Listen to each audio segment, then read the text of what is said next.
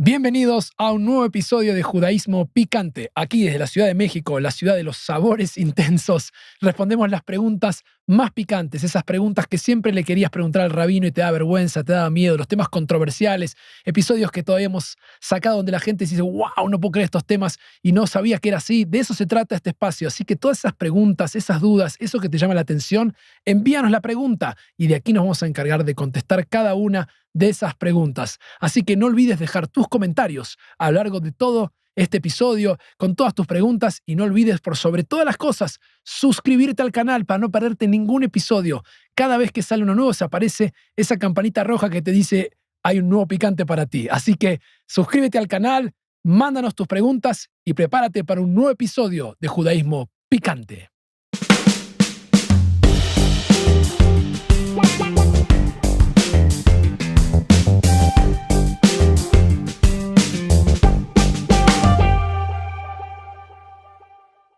Muy bien, como hacemos en cada episodio al comienzo, vamos a comer un poquito de picante sobre un tema que es picante. Es un tema realmente que yo lo vivo a diario, incluso de mi llegada a México particularmente, porque es las costumbres o los lugares. Y quiero que me dejes tus comentarios sobre el título que ya habrás visto, que es esto de si se puede saludar con un beso, si se puede dar la mano, si se puede abrazar a personas del sexo opuesto, según la tradición judía, que no son la esposa de uno. De eso vamos a lidiar y dejo la pregunta, mientras tanto yo como el picante, para que vayas pensando estas ideas, qué piensas que se puede o que no sobre este tema y si lo has visto y cómo te sientes con eso. Y mientras tanto, mientras me escribes tus sensaciones, tus pensamientos sobre lo que crees al respecto, yo me como este picante para prepararme para esta nueva pregunta. Mm. Mm.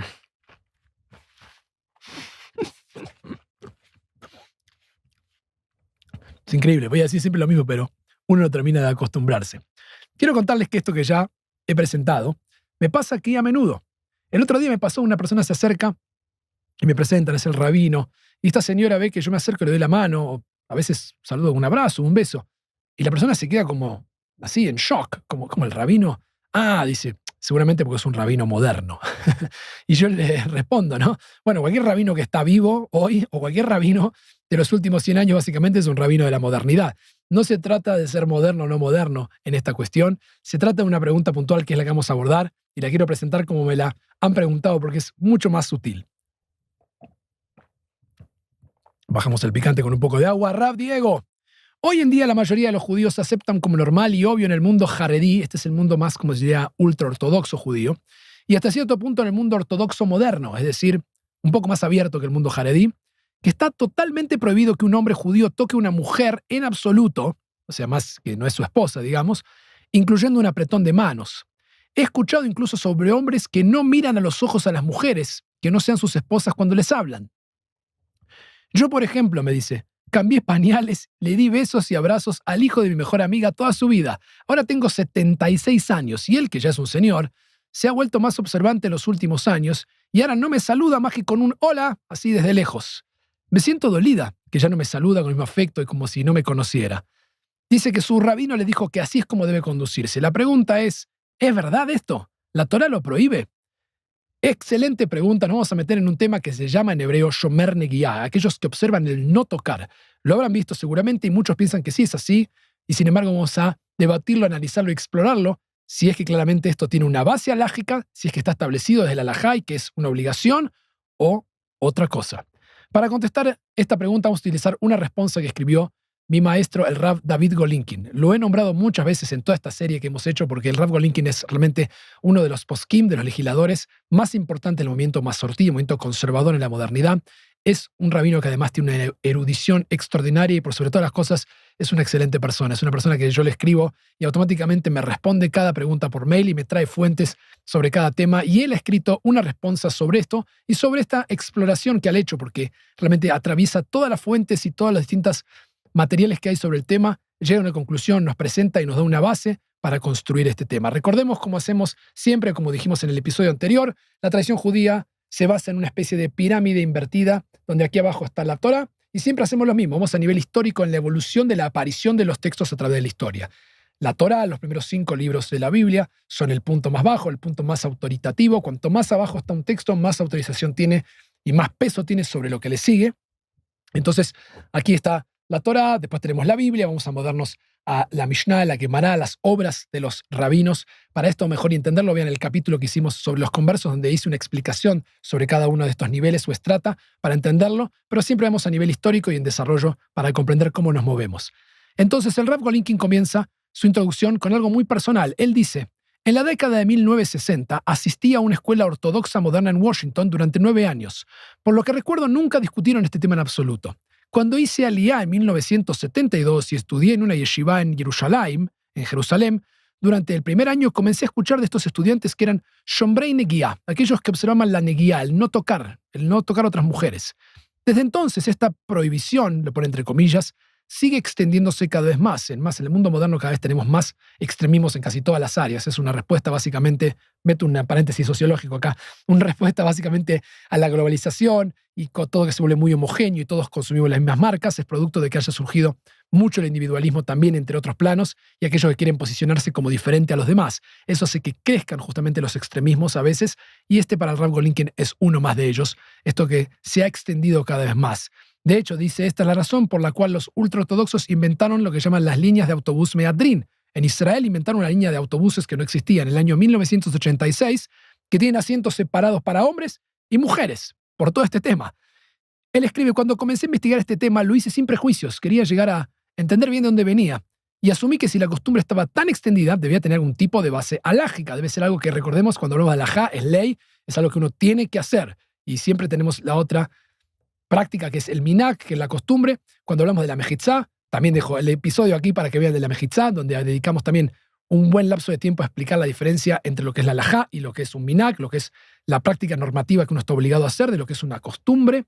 No voy a entrar más en detalle porque se va a hacer muy largo, pero básicamente recordemos que está esta diferenciación entre lo que es lo normativo obligatorio de lo que es una costumbre y cómo lidiamos con eso.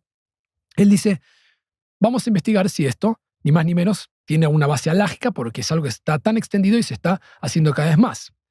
Y lo que tenemos que entender con todo esto es que lo primero y principal y lo fascinante de todo esto es que no hay ninguna mención en la estrata más baja, en el nivel más bajo que es la Torá, ni en el Tanaj sobre este tema. Es decir, no tenemos ninguna cita en toda la Torá, literatura, que diga ni un hombre ni una mujer tocarán a personas del sexo opuesto que no sean sus esposos. Recordemos que la Torá tiene muchos mandamientos y podría literalmente decir eso. Así como dice no robarás, no matarás, podría decirnos muy simple, no tocarás a la mujer que no es tu esposa, ni la esposa tocará a un hombre que no es su esposo. No es muy complicado, con todo el texto que tenemos, agregar esa cláusula, pero no está. Y eso ya nos dice algo acerca de la Torá y acerca de lo que vamos a ir viendo con esto. No aparece en ningún lado escrito y por lo tanto automáticamente tenemos que saltearnos este primer estrata, este primer nivel de la Torá y el Tanaj, porque no hay ningún comentario y ya movernos a lo que es la época mishnaica, la época ya de los Tanaim, de los primeros rabinos que aparecen en la Mishnah, así se los llama. Y el Rav Golinkin empieza justamente con un midrash tanaítico, una interpretación tanaítica de este periodo, que es la fuente más antigua que lidia sobre este tema de lo que es tocar o no tocar, o si se puede y cómo lo van a entender. Hay dos conceptos que tengo que incorporar para poder entender no solo este midrash que vamos a traer, sino el desglose de todo lo que se va a desarrollar sobre este tema. Estas dos palabras son, una es ervá, el plural es arayot de esta palabra, y la otra es nidá. ¿Qué es ervá? Ervá son todas las relaciones sexuales prohibidas en la halajá, en la ley judía. Están enumeradas en el capítulo 18 y vamos a trabajar desde ahí porque es de ahí donde sale este midrash y todo el desglose sobre este tema. Y son las que incluyen relaciones que están prohibidas, que son las que son con parientes cercanos, como con padres, con hermanos, con hijos, tíos, sobrinos, también con personas casadas, porque justamente esto es adulterio, no se puede.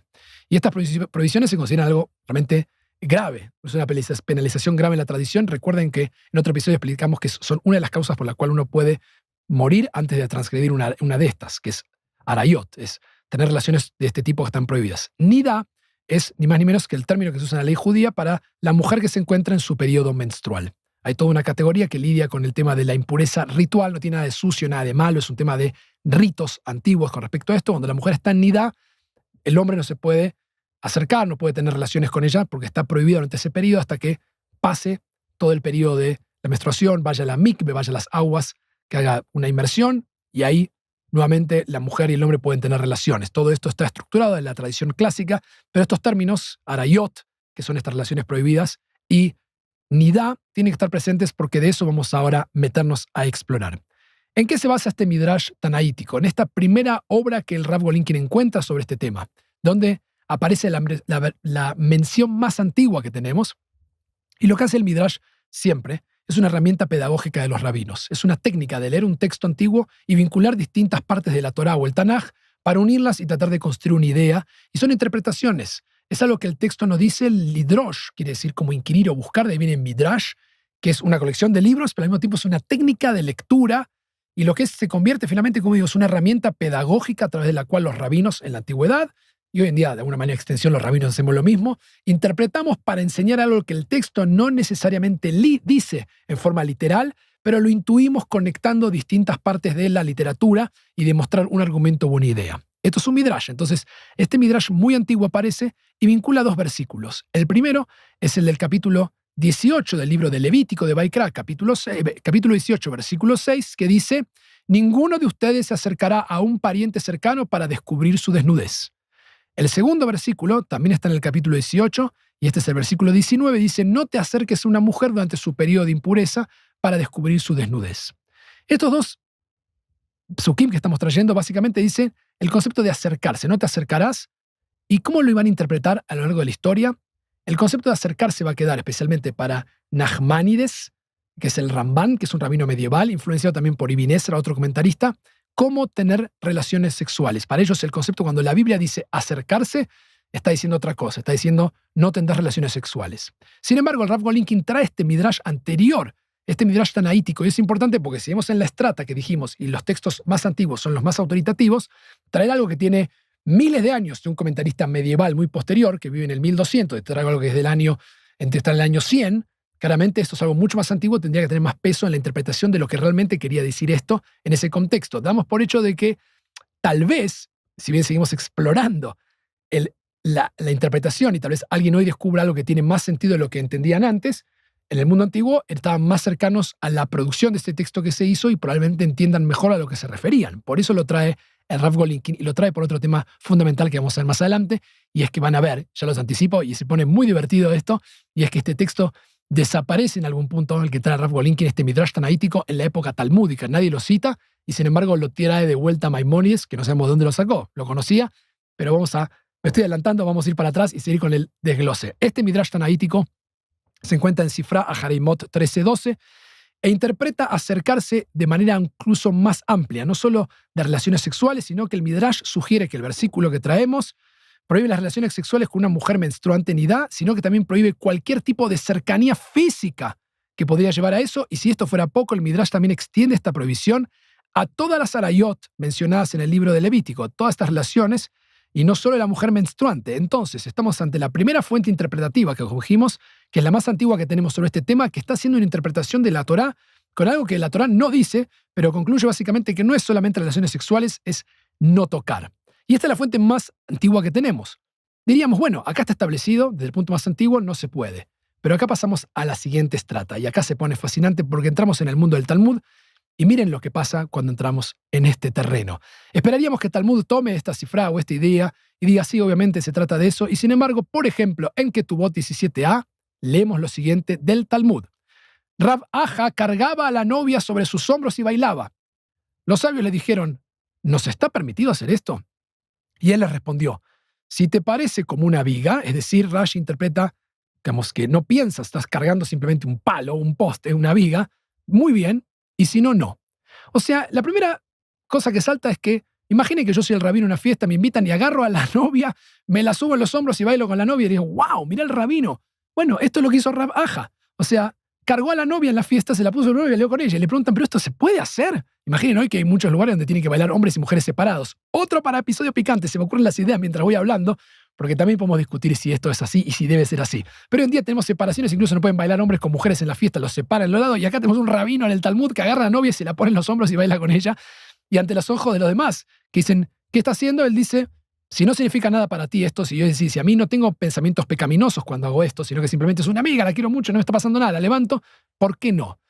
Ahora, es notable porque si hubiesen conocido la fuente que trajimos antes de este Midrash tanaítico no tendría sentido, pero no lo citan. Lo que quiero decirles por anticipación, les voy a traer una fuente del Talmud. Nadie en el Talmud cita ese Midrash. Como dije antes, eso es lo más fascinante y no sabemos por qué Maimónides sí lo tenía y en el Talmud no, pero el Talmud es más autoritativo, más, digamos, serio en el término del peso alágico que lo que viene posterior. Así que si el Talmud lo trae, estamos ahí en un enredo interesante. Recuerden siempre que no podemos. Nosotros tenemos prohibido, básicamente, alágicamente hablando, dentro del sistema alágico, que es como quiero que piensen más que se puede o no se puede, sino que piensen cómo está estructurado, yo no puedo prohibir algo que el Talmud lo permite, como así tampoco puedo hacer lo contrario. O sea, tengo que guiarme en el Talmud porque son los sabios que establecieron la práctica. Puedo construir argumentos, puedo buscar la vuelta, pero no puedo justamente ahora decir esto está prohibido cuando el Talmud jamás lo prohibió. Me estoy poniendo algo que no tengo permitido hacerlo. Vamos con otro caso. Desde el Talmud, Kiddushin 81b, también cruza un poco en la Gemara en la edición Vilna 82a, Rav Aja bar Abba, mismo nombre parecido, pasó por la casa de su yerno Rav Hista, tomó a su nieta y la sentó en su regazo. Rav Hista le pregunta, ¿no cree mi señor que ella está comprometida? Es decir, ya desde niños, lo que está pasando aquí es que estaban comprometidos como iba a casarse con otra persona, entonces ya no corresponde porque esta niña va a ser la esposa futura de alguien, ya estaba como arreglado eso, entonces le está diciendo, esto no corresponde, estás agarrando a tu nieta, poniéndote sobre tus piernas. ¿Qué le responde él? Estoy de acuerdo con una enseñanza de Shmuel, le dice, con otra enseñanza, que todo sea para el bien del cielo. Es decir, según Rav Aja bar Abba, aquí no estoy haciendo nada malo, sino que esto es una relación que tengo con mi nieta. ¿Qué problema hay? Yo no tengo ningún pensamiento pecaminoso con agarrar a mi nieta y sentarme sobre mi regazo, dice. No solo eso, Rashi, comentarista medieval por excelencia, cuando explica esto, dice, no estoy teniendo a mi nieta por afecto sexual, sino por el afecto de un pariente y para dar satisfacción a su madre cuando muestro afecto por su hija. O sea, es como una idea obvio. Pero fíjense que incluso se lo plantea. Y nuevamente, igual que en la primera historia, todo depende de la intención. Si es una viga, si no representa nada, adelante. Si es tu nieta, un familiar, no te genera, adelante. Y nuevamente vemos que nadie trae el texto de Sifra. Pasamos a una última fuente más del Talmud. Finalmente tenemos una historia bastante rara, intrincada en el Talmud, de un sabio que se llama Ula. Esto está en Shabbat 13a y la misma historia aparece repetida en Abodá Zará 17a. Estas cosas pasan en el Talmud. La historia aparecen repetidas, a veces con algún cambio u otro, pero no debería sorprenderlos, pero la historia es parecida y él parece que iba a estudiar la yeshiva y cada vez que llegaba a su casa le gustaba abrazar y besar a sus hermanas. Y está claro que en esta historia, nuevamente, Ula no está al tanto de esto de que no se puede acercar a una mujer como decía el Midrash tanaítico, si no lo haría. Pero el hecho de que este enfoque de Ula de besar a sus hermanas tiene precedente histórico porque aparece incluso en la Torá. En Bereshit, en el libro del Génesis, capítulo 29, versículo 11, el texto dice, y Jacob besó a Rachel. Y no estaban casados, eran primos. Y los sabios que explican el Génesis Rabá, que es un comentario, dicen, todos los besos son frívolos, o sea, no tienen valor, dice, excepto 3 besos. Rabbi Tanjuma dice, incluso un beso de pariente está permitido, y obviamente, porque trae este ejemplo, dice, ya era su pariente, era su prima, entonces no habría problema. En otras palabras, este Midrash se opone a varios tipos de besos, pero no a besar parientes. Y de hecho la Biblia va a relatar muchas instancias donde hay besos entre abuelos con nietos y sobrinos o hermanas, padres con hijos, yernos. O sea, no es el único caso. Y por lo tanto, esta historia de Ula besando a sus hermanas no es sorprendente, ya que es similar a muchas historias que tenemos de la Biblia.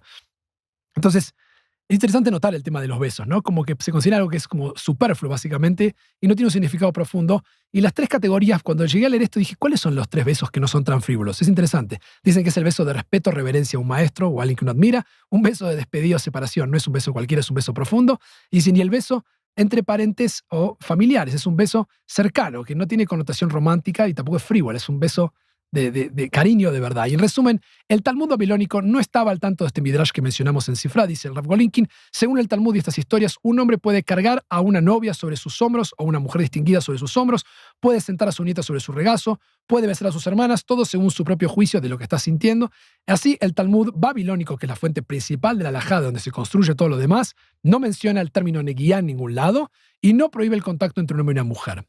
Pasamos a una estrata paralela a la del Talmud. Estamos haciendo algo que no hicimos en ningún episodio hasta ahora y es traer al Talmud Yerushalmi. Esto puede sorprendernos. Los judíos tenemos 2 Talmudim, no solamente uno. Hubo judíos que terminaron en Babilonia y escribieron el Talmud babilónico, y otros judíos que quedaron en la tierra de Israel y escribieron el Talmud que se llama Yerushalmi.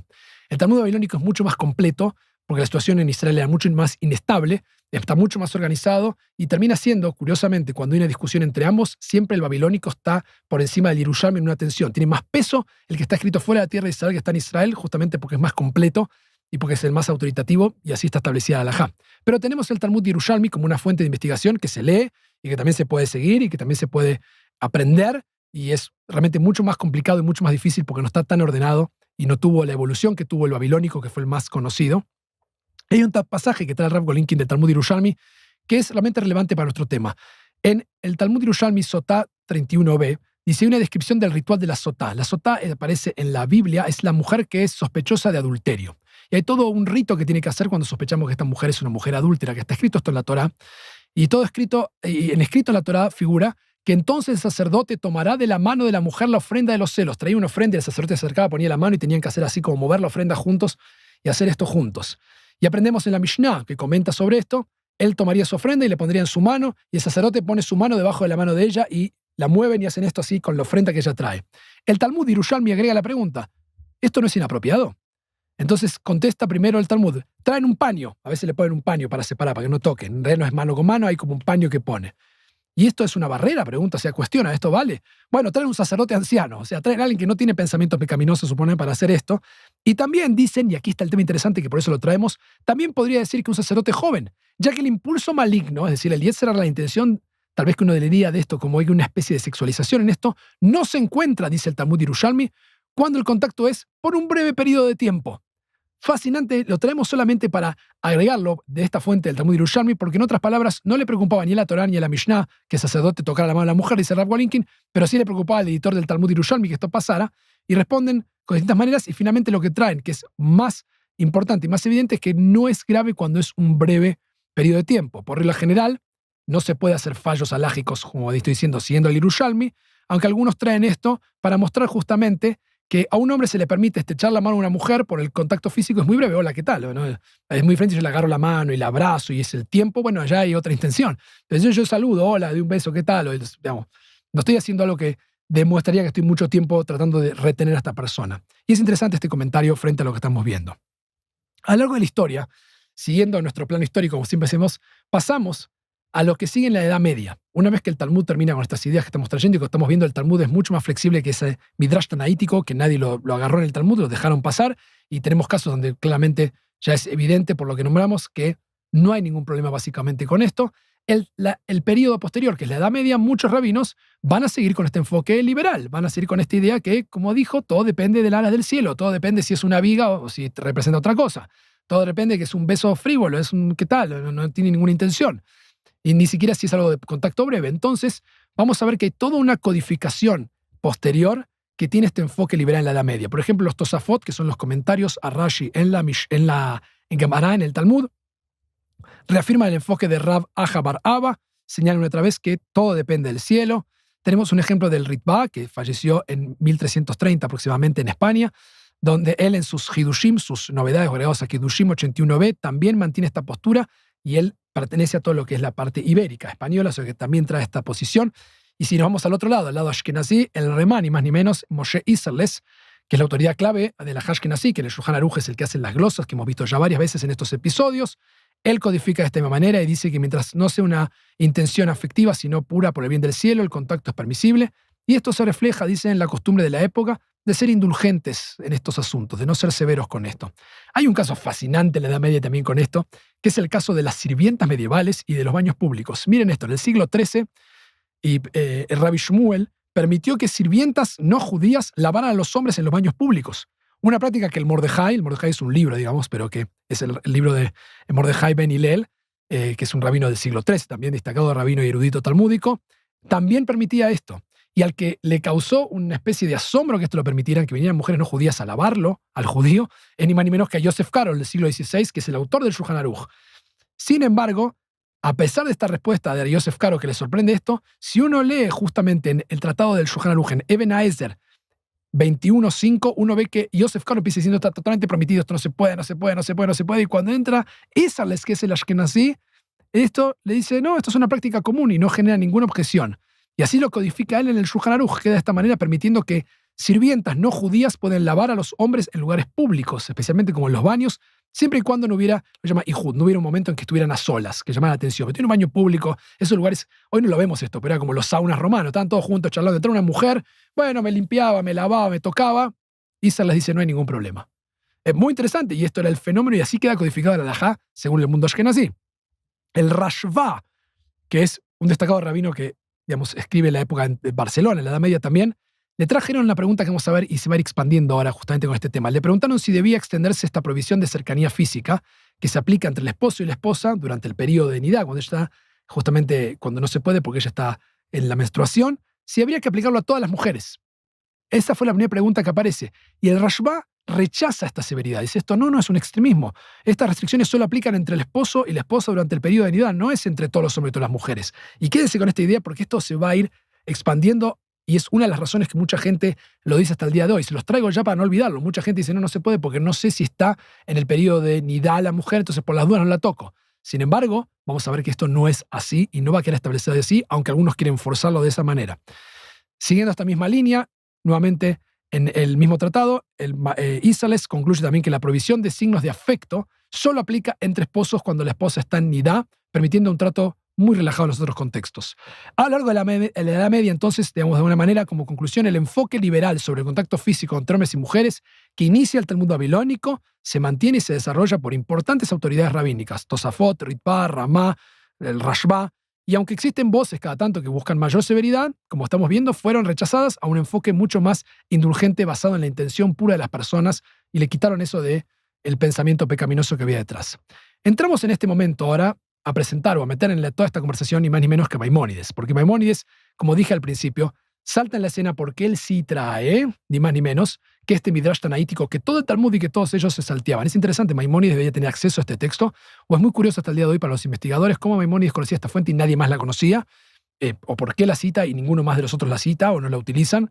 Es un misterio que no sabemos, pero es interesante que cuando Maimónides aparece, y Maimónides es un peso pesado en la tradición judía, especialmente en todo lo que es la halajá, y esos términos, que él traiga una fuente que nadie tiene, que diga lo que diga, puede influenciar mucho al terreno halágico. Sin embargo, habiendo dicho todo esto, vamos a ver que en realidad lo que Maimónides termina de prohibir es el acercamiento, es el no toquetear, dice, no se puede abrazar, besar o tocar por obtener placer, pero siempre lo construye una y otra vez sobre las arayot, sobre estas relaciones que estaban prohibidas, como dijimos al principio.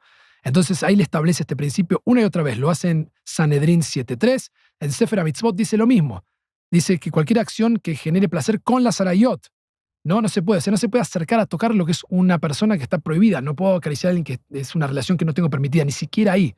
Pero ese acercamiento, dice él, con las arayot, no con todas las mujeres. Y esto dice, esto incluye abrazar y besar, que normalmente se disfruta, dice. De nuevo, se refiere a Levítico 18 y trae el comentario del Midrash tanaítico. Y finalmente, una vez más, 3 veces lo menciona Maimónides en Ilhot Isurei Bi'ah, del Mishneh Torah. Maimónides expande una vez más en su enseñanza, afirmando que cualquier acción física con las arayot que sea realizada con deseo sexual está prohibida y merece latigazos. Además, Maimónides aclara que cualquier tipo de gesto o interacción frívolo con las arayot también está prohibido. No se puede nada con las arayot, claramente no se puede, ya que estas acciones podrían llevar a una relación sexual prohibida. Ahora, Maimónides con estos comentarios tiene mucha influencia. Maimónides tiene mucha influencia en el campo halágico histórico y las opiniones fueron adoptadas por muchos autores, por ejemplo, el Semach, el Sefer HaJinuch, Meiri también va a seguir esta interpretación. Ahora, en cuanto a nuestro tema específico, hay quienes afirman que la prohibición de Neguiá, esta de no tocar a ninguna mujer que no sea tu esposa, que supuestamente prohíbe esto, se deriva de este enfoque de Maimónides.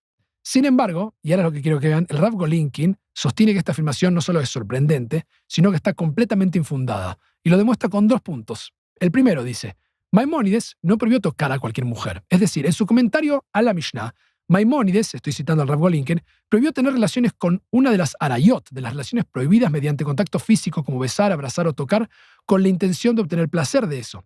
También en su Sefer HaMitzvot prohibió obtener placer de cualquiera de las arayot, incluso sin relaciones sexuales, y en su Mishneh Torah lo estableció que quien realiza estas acciones con intención de placer debe ser castigado. Según la Torah, la diferencia, dice, entre simplemente tocar a una mujer o darle la mano y lo que Maimónides describe, dice, es muy significativo.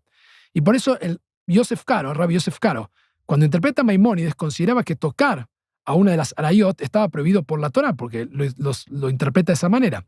Y esta interpretación fue seguida por otros varios rabinos y muchas autoridades halágicas, pero la mayoría de ellas no están de acuerdo con este enfoque, sabiendo que Maimónides no prohibió el contacto casual.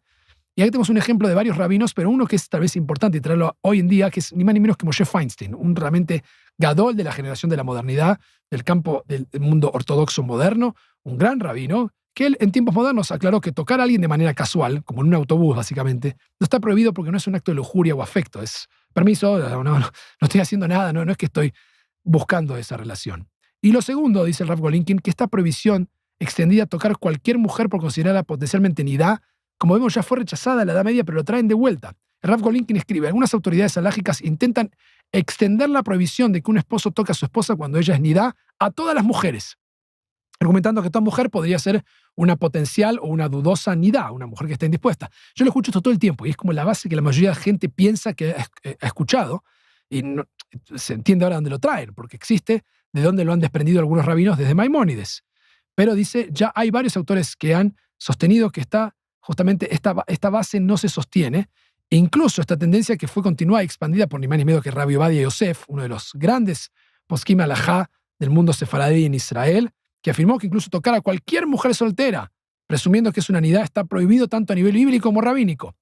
El Rav Golinkin dice, estas autoridades halágicas sostienen que cuando Levítico 18, la cifra y Memonies hablan de la nidá, no se refieren a la esposa de un hombre particular, sino que están refiriendo a cualquier mujer del mundo, ya que cualquier mujer del mundo podría ser una nidá, una mujer que está en periodo menstrual sin que el hombre lo sepa. En mi opinión, dice Rav Golinkin, este es un argumento muy desconcertante. Según esta lógica, no habría necesidad de enumerar la Sarayot en la Torá, ya que cualquier mujer del mundo podría ser una nidá. O sea, hubiese sido más fácil que la Torá, no tiene ningún problema en detallar tantas cosas, decir, no puedes acercarte a ninguna mujer porque puede estar en nidá. Si no lo dice, tiene que desglosar todo esto y tienen que llegar por todos estos caminos a esta idea, claramente no tiene argumento, no es lógico, y más se pregunta él, y esto es, como digo, parte de este desarrollo y este desafío de la modernidad, el Rav Golinkin dice, ¿y por qué no escuchamos, es decir, por qué no leo acerca de la prohibición de tocar a cualquier mujer en el mundo, porque podría ser una nidad hasta el siglo XIX, dice.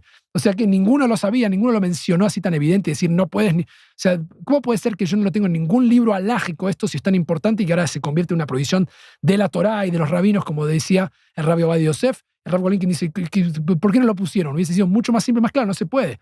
¿Por qué está poniendo justamente Iserles estos comentarios? O sea, hay algo que no cierra y esto es lo que él trata de mostrar. Y es una y otra vez que esto no es el significado de estos textos. El significado más simple, dice Levítico 18 y 19, trata de la relación siempre entre un hombre y su esposa cuando ella es nidá, y ya lo dijo Iserles, y lo dijeron muchos de los poskim. No está hablando de todas las mujeres. El tema de nidá, el tema de que la mujer está en su periodo menstrual y que el hombre no la puede tocar, es el hombre y su esposa, no todas las mujeres del mundo, porque no tiene lógica, no puedo saberlo, y ya el Rashba por eso había dicho que no cuando le preguntaron esa pregunta en la Edad Media. O sea, también estaba en contra de esa idea. Por lo tanto, Maimónides prohibió a un hombre realizar actos como abrazar y besar con una de las arayot en Levítico 18, pero la distancia, dice Golinkin, entre abrazar y besar a una de las arayot, así en forma efusiva, cariñosa, romántica, con intenciones, en Levítico 18, y tocar a cualquier mujer del mundo, es una diferencia enorme, dice él. Ahora, ¿dónde surge entonces todo esto? ¿Dónde está el tema de la oposición a tocar a las personas? Y esto aparece en los Midrashim más tardíos. Esto va descubriendo el Rav Golinkin. El concepto de neguiá dice, la prohibición de tocar mujeres que no son familiares cercanas no proviene de literatura de alajá clásica, sino de Midrashim tardíos, es decir, estos textos que aparecen más tarde, y especialmente dice en la literatura del musar, de la ética. En la ética, nosotros tenemos otro episodio, otra serie que hacemos aquí llamada Conquista y Ríndete. Si no lo vieron, vayan a verlo, donde aquí yo exploro temas de espiritualidad y del musar, no como hacemos el judío picante, pero el musar tiene una línea en la literatura que ha traído esta idea de no tocar por un tema de autocontrol, no tocar por un tema no alágico, sino si la persona siente que no se puede controlar. Pero eso no es alajá, es una costumbre, es una práctica que uno puede adoptar, pero no puede uno legislarla. El Rav Golinkin trae varias fuentes que no voy a enumerar porque se va a hacer muy larga, pero trae todas las fuentes en las que va demostrando una y otra vez que aparece esto en la Edad Media básicamente y que ninguna de ellas puede traer fuentes alágicas para sustentar sus posiciones.